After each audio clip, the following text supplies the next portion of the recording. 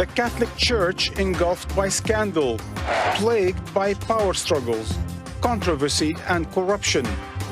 For the first time in 600 years, a pope resigns.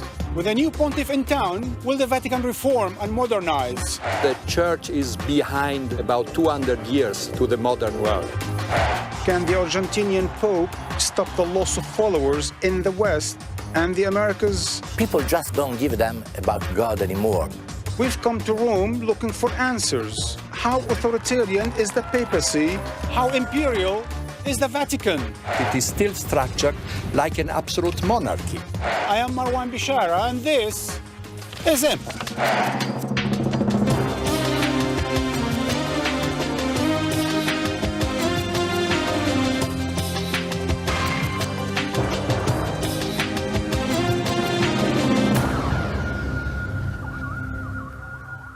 The Catholic Church boasts of over 1 billion followers around the globe, with thousands of new followers in Africa and Asia joining every month. But like all organized religions, it's facing new challenges, both internal and external. The oldest and most populous Christian denomination is losing adherents in Europe and the Americas. Here in Italy, its foremost stronghold, churchgoers have dwindled by 2/3 over the last few decades. In the coming and going between the faithful and the faithless, the battle for hearts, minds, and souls is more than just a numbers game. To discuss the challenges facing the Catholic Church, we are joined here in Rome by Marco Tosatti, writer for La Stampa and author of several books on religion, including John Paul II, Portrait of a Pontiff. Father Norman Tanner, a Jesuit priest and author of New Short History of the Catholic Church. And last but not least, Marco Politi, a journalist and author of Joseph Ratzinger, Crisis of a Papacy.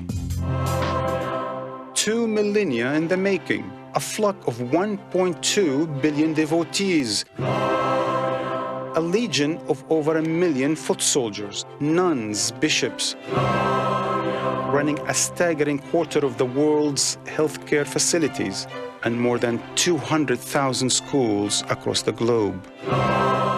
Still, Rome remains the beating heart of the Roman Catholic Church. But the far-flung outposts of the Catholic Empire are moving in from the margins.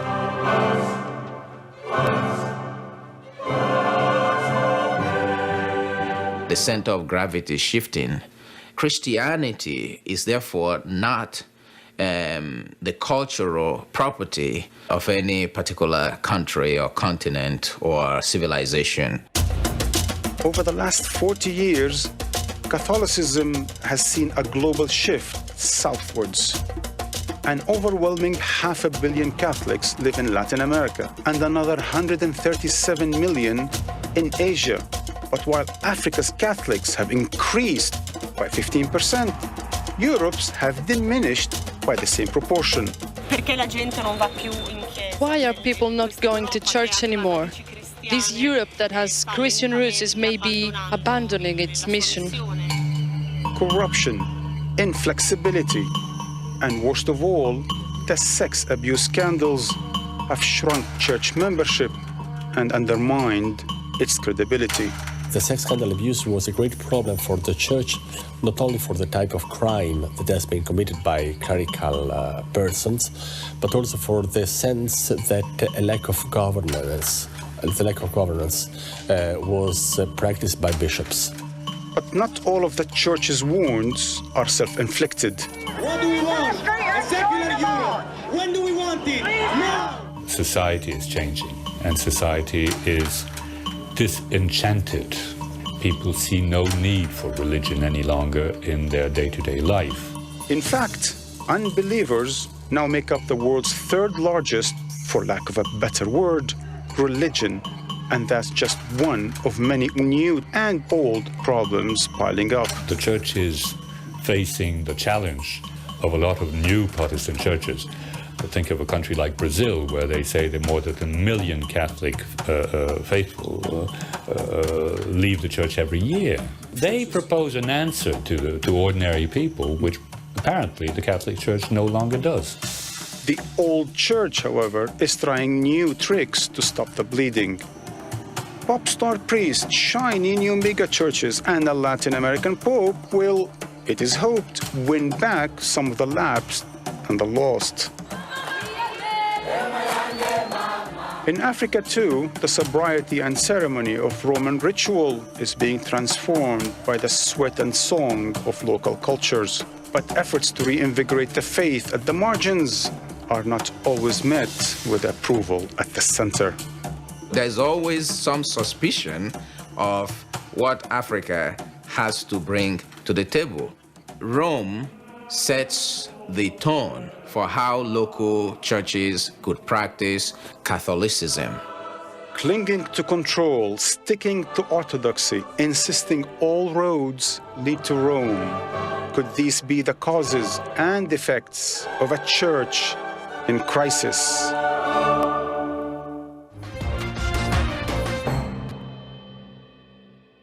Marco Tosatti, Father Tanner, Professor Politi, welcome to Empire. Professor, is the Catholic Church in crisis? The Catholic Church is an empire, both vital and in crisis. It's vital because there are hundreds of thousands of priests and nuns all over the world. There are lay movements, associations, Bible groups, charities, hospitals, schools, universities, TVs, radio, and so many initiatives all over the world. But in the same time, there is a deep crisis because there are less and less priests, and so there are no more priests for the parishes. And the parish has been the great invention of Christianity. It was a territory with a spiritual guide. Now it's losing its essential base. It's losing its essential basis, and there are less and less nuns. The nuns are the infantry of the church. If the nuns make a strike, all the church will stop for one day. Because women are losing interest in the church because they don't participate in the decision-making process. And the last problem of big crisis is that people and believers more and more decide for themselves in an individualistic way about the life of relationship, the sexual life. They don't care about the instructions of the Vatican about abortion, divorce, pill, and so on. But I think that certainly there is a crisis in some places, but for instance, now in Poland, there are something like 6,000 seminarians in Częstochowa for a meeting. Now, 6,000 seminarians is a great number. And in Africa, for instance, well, the Catholics and the Christians are growing in a way that 10 years ago was not even thinkable. And they are, entre guillemets, how we would say, they are winning the race against Islam, and that's why Islam has taken a face so terrible like Boko Haram. So in Asia, they are growing. So I think it's much more, well, we always see Europe and the United States. But we are a little bit much too Europe-centered, I think. Let's talk about that. But we must not forget what Cardinal Martini, the former Milan cardinal, a Jesuit like Pope Bergoglio, said just dying last August, when he said the church is behind about 200 years to the modern world. It's too much pompous. There are too many empty buildings and there is too much dust. I think this is a strong reminder. Well, the church has always been like that. I mean, it's always been in crisis. I'm sure, I'm not an historian, but I'm sure, as far as I was able to read, that there have been, even in Europe, periods where the church was in a real crisis. It's a living body. It's a living body. You mean it just lives in a crisis management mode all the time? Well, I think that Father Tanner can answer better than I do. I think Professor's spoken very well that we perhaps concentrate too much on Europe and the Western world, where there are certainly problems, but we remember the dynamic nature, vigorous nature of the Church in other continents. But don't you think what's happening in Europe and the United States will happen later on those continents? Because what is the problem in Europe and the United States? It's a question of secularism, modernism, right?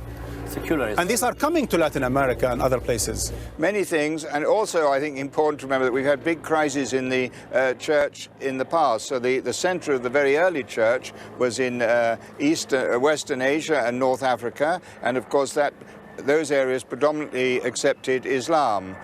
So we've had big shifts in the past too. But I want to go back to what Professor Politi said, that there's a certain, allow me, backwardness in the church in the sense that it's not keeping up with the times, that on questions of marriage, on the question of contraception, on the question of gays, on the questions of women and their role, the church is way behind. It's behind the society. Behind what? The society, the modern times. Well, it depends if the church has to follow the society or not. The church normally thinks, even Father Bergoglio, who is a Jesuit as Martini was, that the church must keep some values which, because they are not tied to what Benedict XVI called the trends. So, certainly, according to a secularistic point of view, the church is behind, but it depends where the secularist point of view will lead us. Well, let me ask you one example. Where are the women in the church? There have been promises about women. Women are more than half of the Catholic world, but in the hierarchy of the church, there is only 2 women in the top echelon.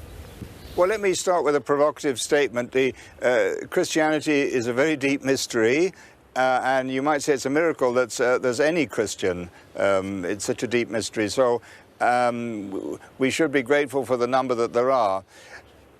Then, as you also said, it's a difficult balance between keeping faithful to what we find in the Gospels, where we find all the 12 apostles were men, and other structures like that, or choices which we find in the early church, and to, yes, sure, you're completely right, the church must update itself, but these are delicate and quite difficult decisions. Professor Politi, it's been very slow coming, hasn't it? I would put it this way. 50 years ago, there was here in Rome Vatican Council II. And it was a moment when the church felt that it was really behind the times. The church with Vatican Council II had to accept... In the mid-60s. Yes. Had to accept freedom of conscience, freedom of religion, freedom of press, the democracy, and also the dignity of the other religions. It had to overcome anti-Semitism. So in the middle of the 60s of the last century, the church made a great effort to become up to date. But now there are new problems, and the great problem is the problem of secularism. This means that the men and women all over the world, also in other religions, whether they are Muslim, Buddhist or Hinduist, they don't live anymore following the rhythm of the sacred life. So I mean God is not important when you look for your job, like it was important for a peasant to ask for the rain, to put it very... So you could be a Catholic but not go to the church? Oh, there are many people who say they are Catholics or Jews or from Arabic tradition, and they don't go anymore to the mosque or to the synagogue or to the church. For the Catholic Church, there are many people who say they are traditionalist Catholics for tradition because their family was Catholic, but in their normal life, they are absolutely no more really believers. And there are also increasing atheism as well around the world. I would say that atheism is increasing, but above all, indifference is increasing. People just don't give them about God anymore. That's the problem, because there are so many beautiful things all around. There is a do-it-yourself religion. Everybody is, not everybody, but a lot of people, more and more in the modern society, Christian societies, are building their own rules and their own commandments, and that's the problem. And they would especially do that, Marco, when they look at what some in the church are doing, for example, in the sex abuse, in the child abuse cases. That doesn't count very much. I mean, you start thinking about yourself before. You don't start thinking, you don't think the crisis just want to do what in the child abuse case was not important? I think it was certainly important for the church. It was not very important for the outside of the church. I mean, the most of the cases of abuse happens in families, 70%. And the percentage of priest abusers was not higher than Muslim imam or rabbis. I mean, that's a very touchy point. And 80% of this was not really pedophilia. I mean, you are contradicting all the reports. Ephebophilia, yes, of course. The 80% of the priests condemned in the United States for abuse was homosexual, and they didn't do sex with somebody under the age of puberty. So it was. But we're talking about tens of thousands of cases. But anyway, that doesn't matter at all about the process of the secularization. You decide to do what you like, apart from religion, before. And that's something that you breathe right now in our society. We can say there are two phenomena. One is the loss of belief just in the dogmas of the church. And this is a process which is going on every decade more and more. But the sex abuse scandal was a mortal blow to the credibility of the church as institution, of the structures. So that's the point, because when Pope Benedict said to the bishops of Ireland, but it was the same message to the bishops all over the world, you didn't do your job, you didn't follow the rules, you didn't bring the criminal priests to the court, you didn't listen to the victims. This means that this was a great failure for the credibility of the structure and of the institution. And just the challenge today is just to reorganize the institution, and I would say also to democratize the institution. We're going to get to that, Professor Politi, but Father Tanner, what Professor Politi is saying, even if Marco Tosatti is right about it, it's not huge in terms of number, but in a world of new media and satellite media, I tell you, anywhere I go, I hear about the complaints of what those, or minority or otherwise, in the church are doing in the name of the church. Well, the sexual abuse is a very grave sin, there's no doubt, and especially priests with minors, that's a very, very serious sin. But as colleagues have said, it's obviously important to remember there are plenty of other very serious sins, and not to remember the seriousness of other sins and not focus exclusively on the sexual abuse, which nevertheless is very serious. I'd just like to also on the optimistic side, as Professor said, the Vatican II undoubtedly was a huge, tremendously important moment, and it's taken a long time, 50 years, for the Catholic Church to digest this big council. And just one corollary on that, we tend to think, well, all the change and the responsibilities on the Pope and the bishops, but remember all the activity of the ordinary Catholics and Christians, clergy, laity, and in all sorts of ways they've been bringing the Church forward. But I want to ask you particularly about that, Father. It's been said that the Catholic Church asks its believers, its adherents, to follow what it says, not what its clergy do. That's kind of hypocritical, isn't it? I mean, the men of the cloth, the men of the church, need to do exactly what they preach. Well, we're all sinners as a clergy. Who does? Myself. The people of the church should. Should, but not only the people of the church, the politicians should, and the high authorities in all other religions should. Do they? But then they lose credibility. Well, or everybody loses credibility, but it seems that the only place where there's hypocrisy is the Catholic Church. Of course, I think also we should be very grateful for the journalists for bringing attention to these difficulties within the Catholic Church to the public attention. We must not forget one difference. I mean, if there is a sex abuse scandal in a football club or also in a political party, it is different whether it happens in the Catholic Church, which wants to be the supreme teacher of morality, because a football club or a political party doesn't say we are not expected on a world basis to be the great teacher. Let's get to the part about Latin America, because I think apparently that's where, aside from Europe and here maybe in Italy, it's in Latin America, Brazil, the biggest country, that is facing the biggest challenges, where it's really losing a lot of its believers. Marco Politi, why is Latin America turning its back to the Catholic Church? Well, one must never forget the situation of humiliation and of material needs of millions and millions of people in Latin America. Of course, also in other parts of the world. But in Latin America, I was in many travels of John Paul II with him, and for me it was very important to come to the favelas, to these places where people live under human dignity. And during the 70s, a lot of these people in the basis communities and with the liberation theology had a perspective, maybe an utopistic perspective of something new, of the possibility of an advancement, of opening a new page of history. The Vatican has crashed down liberation theology in Latin America, and a lot of people felt abandoned, and so they have turned to the evangelical groups which promise health, to become rich, to live better. And this, of course, is also utopistic. But the fact is that from Central America to South America, a lot of people turn to these evangelical groups. Millions and millions leave the Catholic Church. The evangelicals from North America, they finance these confessions, and they do what the Church doesn't do.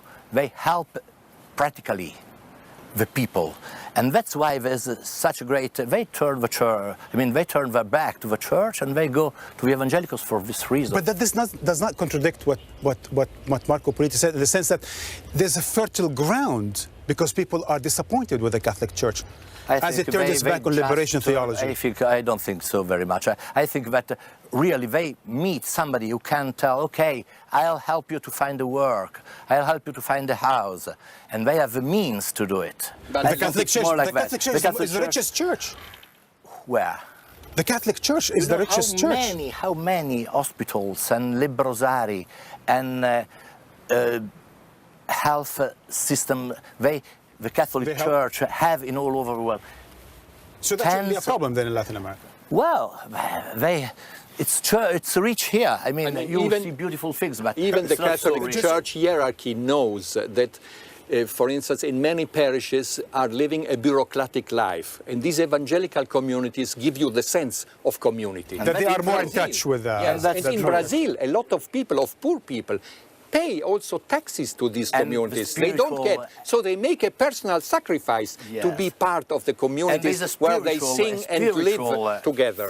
Do you think, Father Tanner, before we go to a news break, you think this decline in the Catholic Church in Latin America and elsewhere, do you think this is reversible or is it irreversible? Well, first of all, obviously the Catholic Church remains very strong in Latin America, and it's certainly far from perfect. We're a church of sinners. And then another point I'd like to emphasize is the other Christian churches who are, as you say, are gaining numbers. We remember that they are our brothers and sisters in Christ, and they are Christians, and in that sense we're close to them, and we're very grateful to them for all the good things they do. And they also actually help the Catholic Church to be, it criticizes the Catholic Church and helps the Catholic Church too. But there must be some competition and jealousy. What? There must be some competition and jealousy. Well, there is competition, but we should also see the cooperation. Gentlemen, we're going to take a news break. Good. And when we come back, we will look at what the next Pope is able to do for the Catholic Church after the news break.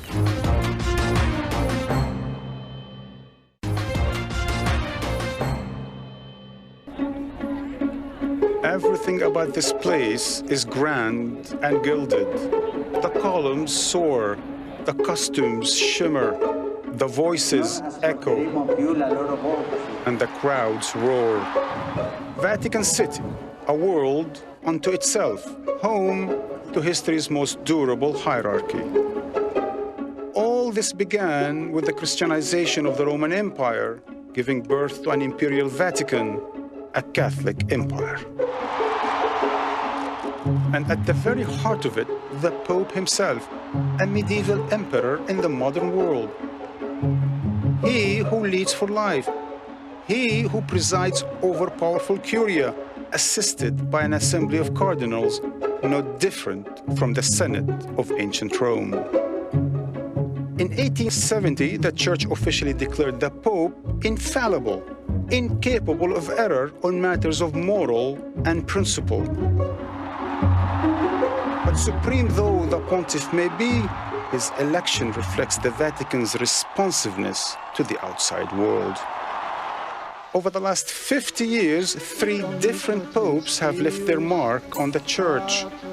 Paul VI was the first pope to visit the United States, leading the Church after the Second Vatican Council. He would begin the dialogue between the Church and the modern world.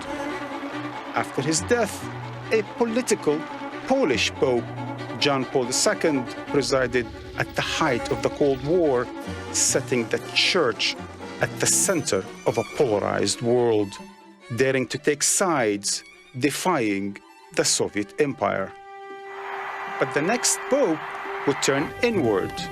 Benedict was focused on theology and theory. His distance and disconnection would lead to a series of major scandals, widening the rift between Rome and Muslims, Jews, women, and reform-minded Catholics around the world. This year brings a new Pope, and the choice of the man now holding the reins of power suggests that even the Vatican, so set in its ancient ways, is capable of doing the unexpected. Really, the election of Pope Francis was a surprise. And the first Jesuit Pope, the first Latin American Pope, not Italian, not connected with the Roman Curia. Even his choice of a name was a surprise and perhaps a signal. St. Francis was a man who built his little community against the traditional church, against the Curia. So to see the Pope choose paradoxically the name Francis, the anti-Rome establishment man, is quite extraordinary. So the big questions of Francis' papacy: can he live up to his name? Can he overcome the Curia? Will he offer, like his namesake, a more humble and modest vision of the Catholic Church, one devoted to peace and the poor? He is asking the clergy to be credible. And being credible is about having a lifestyle similar to the one that most people have, in order to feel closer to them, in order to get inside their hearts, and in some way share life with them. Francis is said to oppose any deviation from conservative church doctrine on social issues, and yet there are high hopes he will get the church out of its reactionary rut and steer it in a new direction. In Latin, Pontiff means bridge. So the question is, can this new Pope bridge the gap between an ancient institution in crisis and a modern world in turmoil?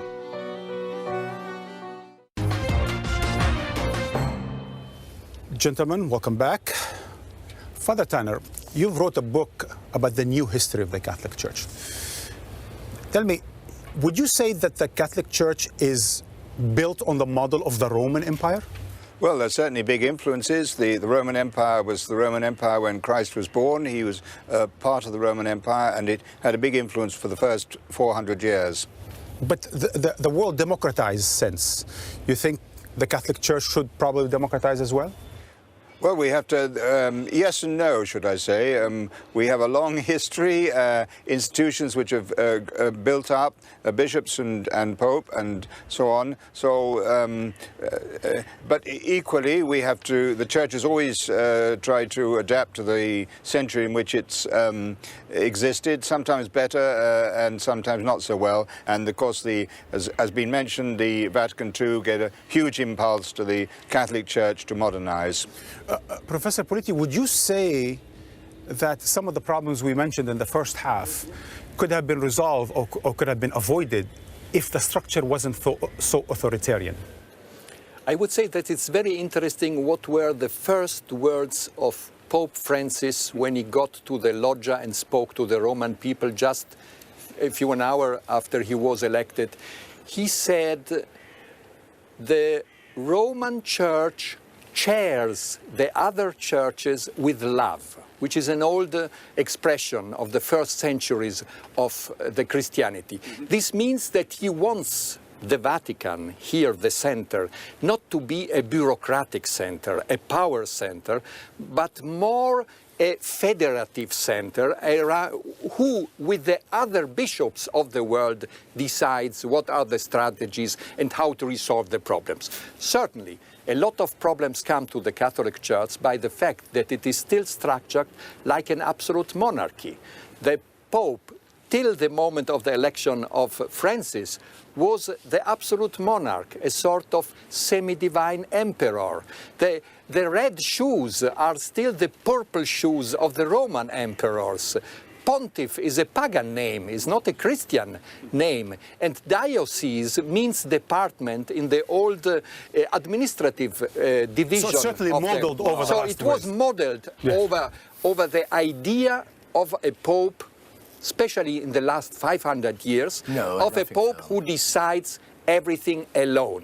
Now it's the moment that the Pope has to decide and makes its choices together with the bishops of the world. Certainly, the Church is a monarchy, but it's a very, very particular monarchy. I mean, I don't think that in the last 400 years there's been a single decision taken by a Pope without consulting a lot of other people. He's the emperor. He's the emperor, no, he's the king. Yes, as an ordinary priest, and the ordinary Catholics have a better balance, and they're not really quite as focused on the hierarchy. But shouldn't they be focused yes, the on hierarchy, bishops, pope, very important, but the life of the Church, it very much comes from the faithful, from below. But it's your, let me call it, revisionist reading of the history of the Catholic Church that connects the institutionality of the Church with the religious, strictly religious practices of the Church. Well, that's a good point. I mean, there's always been two senses of the Church, the Word, the Church. We think of the hierarchy of the Church, Pope and Bishop and so on. And then secondly, the Church is the people of God, the people of God, the faithful. So you have to keep, we need both, as it were, but you have to keep them both in balance. But do you think the question of the sexual abuse and other issues that were problematic would have been resolved if there were more transparency and accountability within the Church? Yes, and I think I've said that already. I think that we're grateful to the journalists and other people who've brought this very serious sin to public knowledge, and you're absolutely right that the institutional Church did try to cover it up too much.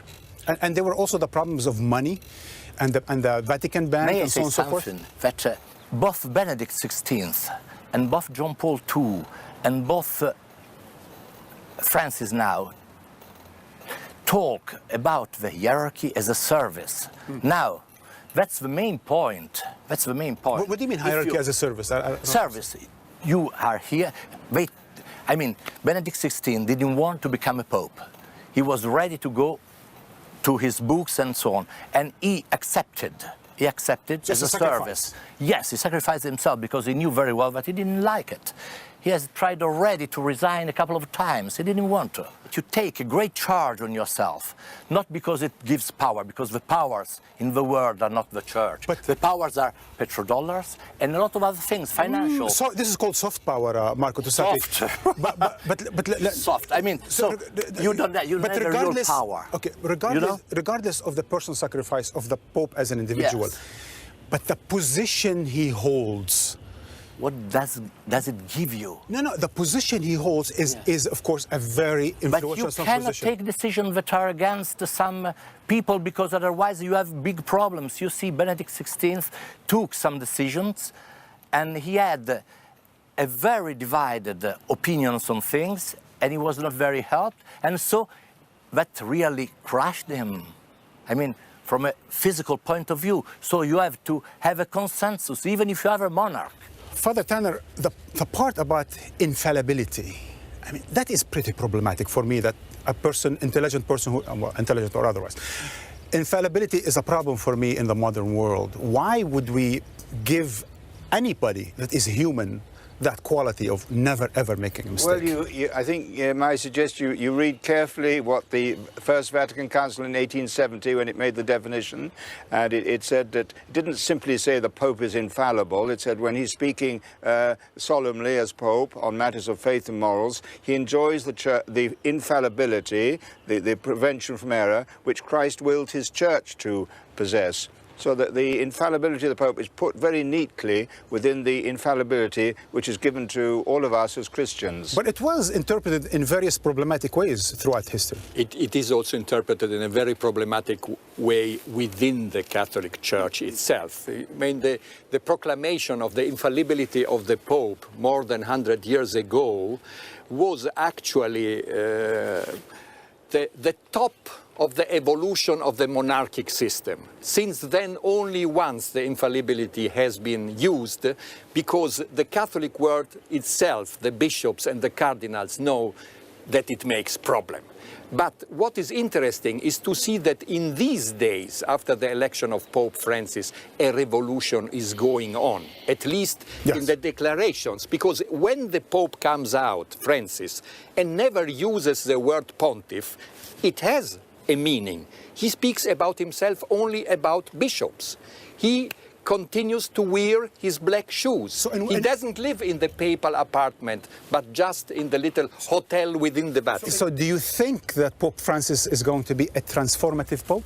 Certainly he wants to be a transformative pope, otherwise he wouldn't have named himself Francis. Which connotates what exactly?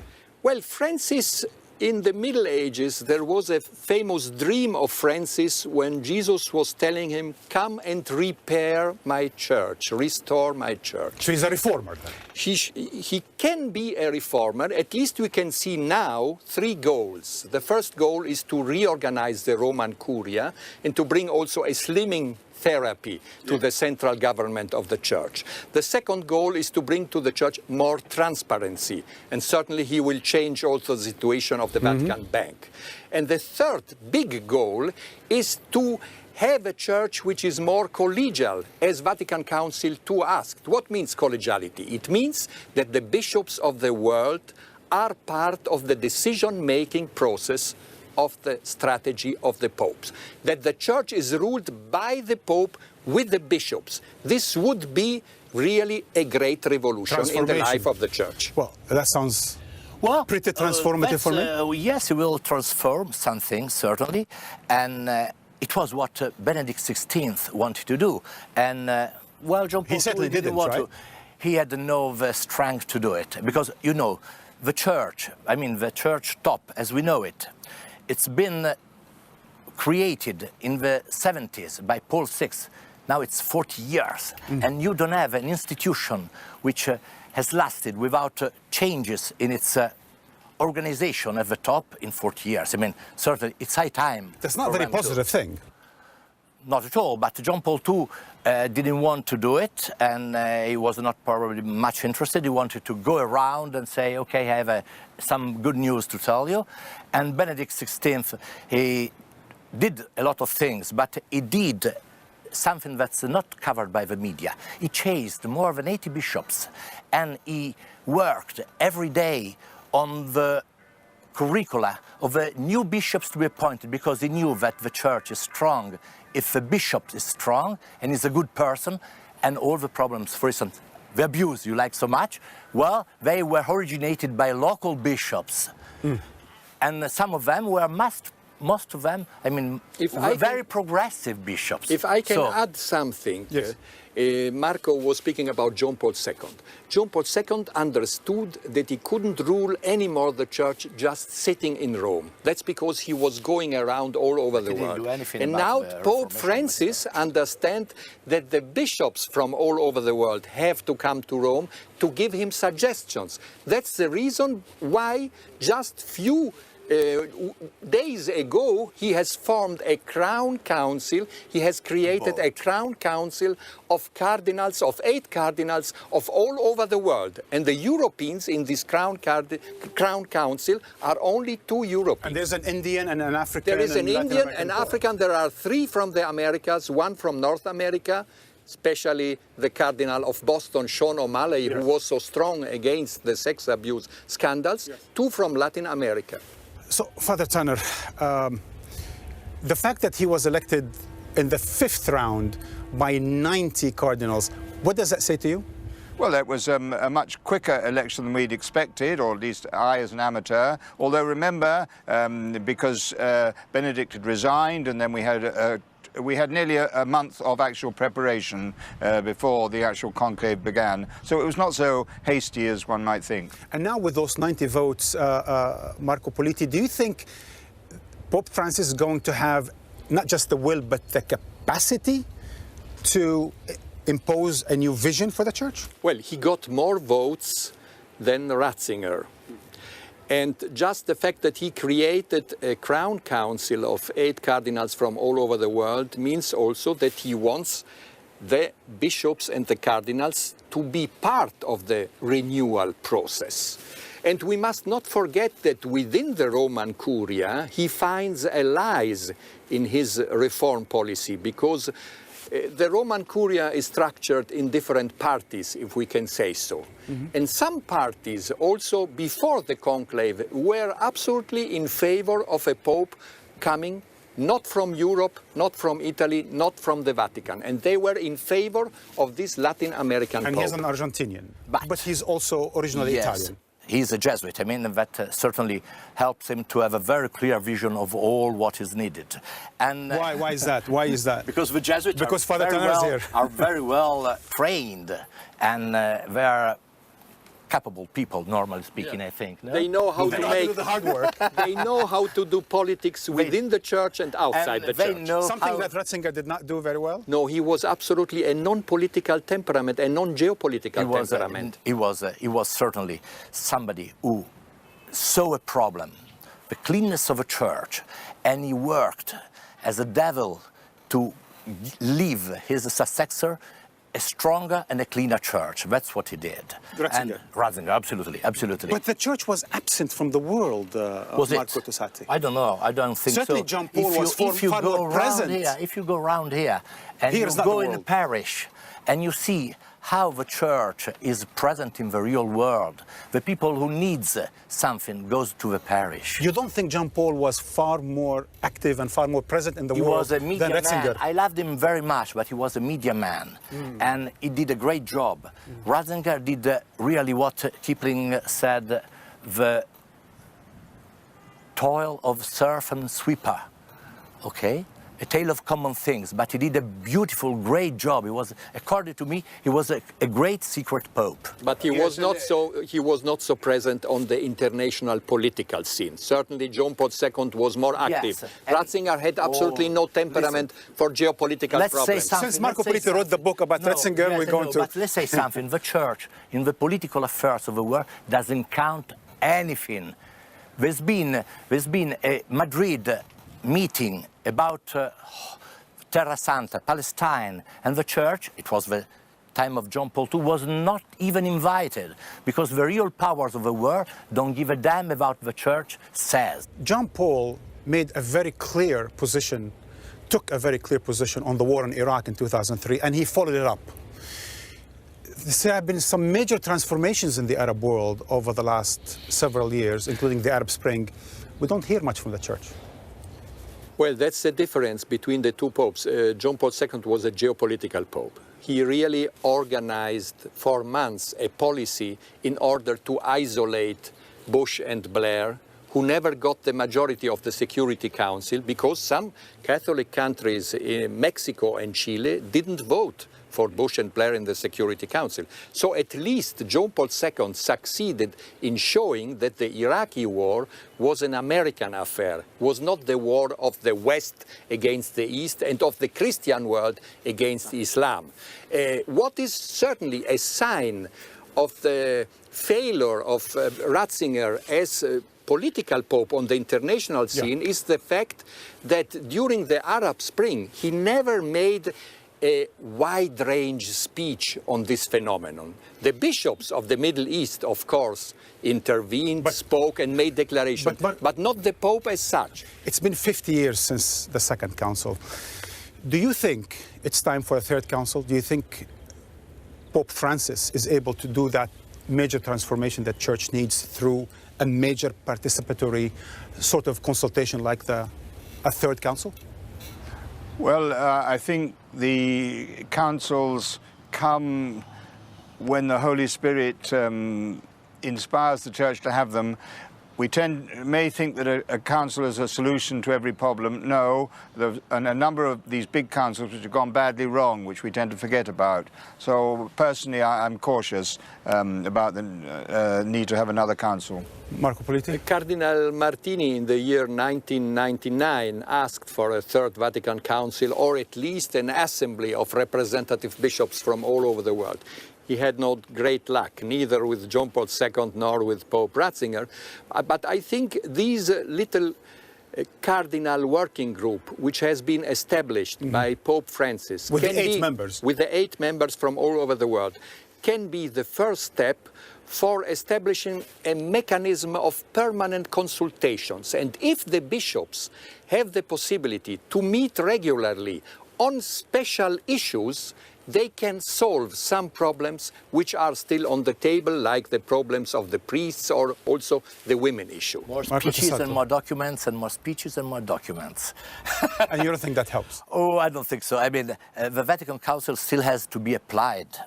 And I think that's the main problem. I think that certainly to lead 1,200,000,000 Catholics from so different places like Alaska and Mindanao, it's something that needs a great capacity of consultation. And I think that, but it happens. I mean, the people here in Rome doesn't pass their time doing this. They don't? They don't. Even if John Paul XXIII, when they asked how many people does it work in the Vatican, he says nearly the half. Okay? Well, they do work, and they do this for the church. I mean, but they have to decide on new problems. They have to decide on new problems. Gentlemen, the discussion goes on. I must come back in order for us to continue this at some other time. For the time being, thank you for joining Empire. And I'll be back for a last thought. Over the last few days, I've been asked whether this program is about religion. It is not. As always, Empire is about transnational and global power, its use, misuse, and abuse. The Vatican's is no exception. Power, you see, is about the accumulation of means. Soft, hard, organizational, financial, all need to be put in check. In that way, abuse in the church, by the church, or by any other religious authority needs to be examined without prejudice. In fact, the greater the presumption of a higher moral calling, the greater the need for public scrutiny. Remember, power has no religion. And remember to follow us on Facebook and Twitter and write to me with your feedback and suggestions. Until next time.